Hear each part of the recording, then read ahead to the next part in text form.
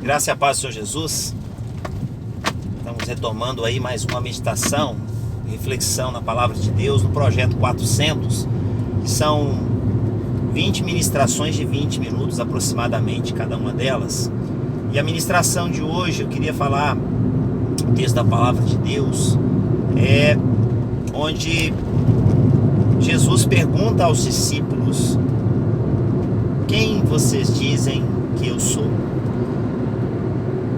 E Pedro então responde: tu és o Cristo, Filho do Deus vivo. Essa pergunta que Jesus faz aos discípulos, ela é em consequência, em continuidade de uma pergunta que ele fez para os mesmos discípulos a respeito daquilo que as pessoas estavam dizendo de Jesus, da personalidade dele, quem seria ele para a sociedade, para as pessoas. Quando ele faz a pergunta para os discípulos, ele diz assim: o que as pessoas estão dizendo a meu respeito? As pessoas estão dizendo a meu respeito o quê? Aí há três respostas que são dadas pelos discípulos. A palavra diz assim: alguns estão dizendo que o Senhor é o João Batista, outros estão dizendo que o Senhor é o Elias, e outros estão dizendo que o Senhor é algum dos profetas. E aí sim Jesus pergunta para os discípulos: eles estão dizendo isso ao meu respeito, mas e vocês? Meus discípulos, que caminham comigo, já estão comigo no ministério, quem sou eu para vocês? Essa pergunta, para nós cristãos e para aqueles que seguem a palavra de Deus ou procura viver a vida de acordo com a palavra de Deus, que frequenta alguma igreja, no primeiro momento ela pode ser talvez simples de ser respondida, porque às vezes a resposta já está na ponta da língua. Isso acontece muito em outras questões bíblicas, Quando se pergunta, por exemplo, o que é oração? Rapidamente a pessoa responde: oração é falar com Deus, e assim outras perguntas que podem ser feitas a respeito da palavra de Deus, questões doutrinárias e tudo mais. Então, quando alguém faz uma pergunta: quem é Jesus? Obviamente que a resposta natural é que Jesus é o Filho de Deus, Jesus é o Senhor, Jesus é o Salvador, Jesus é o Messias, e assim sucessivamente.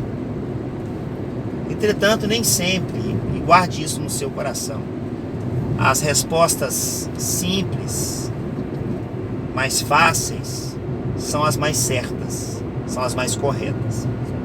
O próprio texto já apresenta isso. Porque quando Jesus pergunta para os discípulos o que as multidões, o que as pessoas estão dizendo ao meu respeito, a resposta que eles dão é que Jesus seria um profeta. Ou seja, a imagem que Jesus deixa no coração das pessoas, na visão das pessoas, é que Jesus era um profeta.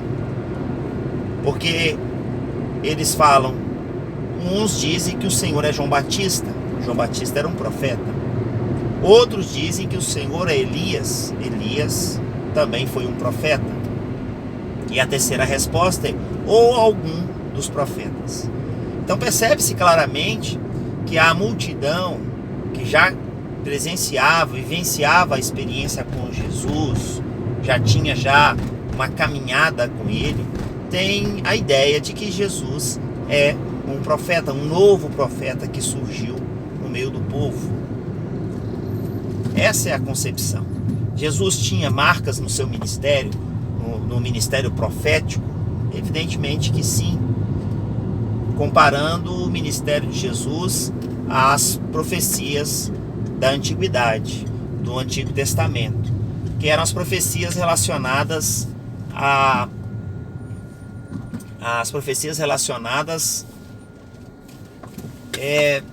palavras de exortação, por exemplo, que é muito comum no ministério profético do Antigo Testamento, A gente vê os profetas sendo levantados por Deus para trazer correção ao povo. Você pegar o Antigo Testamento, os chamados profetas maiores e os profetas menores, eles traziam palavra de exortação, palavra de mudança de vida, né? De confronto. Tanto é que vários dos profetas na Bíblia, eles não eram bem vistos ao povo, porque eles só tinham palavras de exortação. E normalmente Deus levantava um profeta para corrigir. É muito comum isso. Há palavras proféticas no sentido de bênção, de prosperidade, de salvação para o futuro, sim. Os textos do Antigo Testamento, há muito conteúdo desse tipo. Mas com certeza muitos desses conteúdos de tipo de bênção e prosperidade e salvação era em consequência de um ato de conversão. Porque sempre vinha uma palavra de exortação primeiro, e como consequência daquela conversão, ou dar ouvidos à palavra de conversão, fazia-se com que houvesse então como continuidade, como consequência, a bênção. A bênção vinha depois, vamos dizer assim, ou como continuidade, ou como consequência, né, de um ato de conversão, de ouvir uma exortação profética e se converter. Então essa característica, ela aparece no ministério de Jesus, principalmente quando Jesus se dirige aos religiosos. A gente vai ver Jesus pegando muito firme os escribas, fariseus e religiosos, os corrigindo com autoridade. A palavra que ele lança à multidão também, de alguma forma, traz uma palavra profética. Entretanto, se referir a Jesus ou responder à pergunta quem é Jesus, chamando ele apenas de profeta, e eu digo apenas não porque o ministério profético seja pequeno, mas falo apenas porque comparando o ministério profético ao senhorio de Cristo, quem ele é, o ministério profético ele se torna muito pequeno, se comparado à grandeza e o poder do nosso Senhor Jesus. Portanto, a resposta dada rápida nem sempre ela é consequência de resposta certa, porque a resposta rápida dada pelos discípulos do que as multidões falavam a respeito de Jesus, ela era errada. Não havia conteúdo correto, apesar de que no ministério de Jesus tinha a ver com algo profético, mas não necessariamente que Jesus era nem João Batista, nem Elias, e muito menos alguns dos profetas. Então esse é um grande perigo que nós vivemos na nossa vida espiritual, quando nós respondemos essa pergunta simplesmente na ótica de que daquilo que as pessoas dizem quem é Jesus. Quantas pessoas vivem nos seus dias hoje e se questionadas, se perguntar para elas quem é Jesus, na sua opinião, ela muitas vezes vai dar uma resposta a este questionamento, uma resposta no sentido de dizer quem é Jesus naquilo que ela ouviu falar de outras pessoas, naquilo que ela tem escutado de outras pessoas. Então esse é um grande risco, porque isso acontece na vida de uma forma geral. As pessoas dão respostas a questionamentos não convictas, não do que elas acreditam ou daquilo que é experiência para a vida delas, mas como resposta que ouviram falar a respeito. Eu li sobre isso, alguém disse isso. Essa resposta, essa pergunta que você está me fazendo, a resposta ela é assim, assim, assim. Por quê? Porque eu li sobre isso, eu ouvi a respeito disso. E a sociedade nos dias de hoje não quer saber quem é Jesus apenas na ótica do que se ouviu a respeito de Jesus. Esse é o grande desafio para mim e para você que está assistindo esse vídeo. A sociedade hoje quer respostas de quem é Jesus a partir de pessoas que vivem com Jesus, que experimentam de Jesus, que têm comunhão com Jesus. Em todas as suas fragilidades, em todas as suas limitações, a resposta dada ela não é apenas do ouvir falar a respeito de Jesus ou de que alguém disse a respeito dele. segunda coisa em relação ao caminho fácil de uma resposta fácil, é a famosa decorar a resposta. Isso acontece muito em provas, né? A pessoa estuda para fazer as provas, independente da disciplina ou da matéria. Ela vai lá no caderno, vai lá no livro e lê e começa a decorar respostas. Se perguntar isso, responde daquele jeito. Se perguntar aquilo, responde daquele jeito. E a pessoa fica tão vidrada e tão focada em responder algo que está decorado na sua mente, que ela acaba respondendo algo e pode até acertar. Ela pode até, em cima, dar a resposta exata, certa. Mas não é algo que é fruto da sua própria convicção. É algo que ela ouviu, é algo que ela leu, é algo que ela sabe, mas é algo simplesmente, como eu vou dizer, simplesmente porque foi dito por alguém, e como consequência disso eu então respondo e decorei essa resposta. Porque o que acontece muitas vezes quando a pessoa decora uma resposta é que quando vem o enunciado da questão, e às vezes o enunciado da questão vem diferente um pouco daquilo que a pessoa está habituada a responder, por exemplo, ela decora a resposta, mas ao decorar a resposta, com certeza ela decora também a pergunta. Olha, quando vier a pergunta dessa forma, você vai responder isso. E aí, quando a pergunta ela é a mesma pergunta, mas ela é feita de uma forma diferente do que eu decorei, eu vou ter dificuldade de responder, porque eu decorei a resposta baseada na pergunta que foi feita. É como um professor que passa um questionário que com 30 perguntas, aí ele fala, olha, dessas 30 perguntas eu vou usar 10 para a prova, então estudem bastante.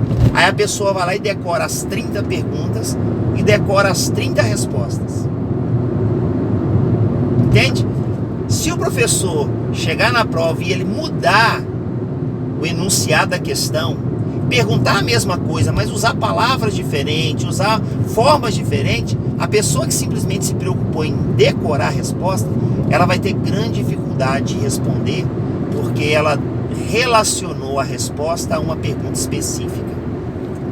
Decorar então uma resposta a respeito de quem é Deus, quem é Jesus, é um grande perigo, porque eu posso simplesmente ser alguém que está reproduzindo um pensamento que não é meu, que eu não sei, que eu não tenho convicção, que eu não conheço, e eu simplesmente estou agora repetindo algo, estou repetindo alguma coisa.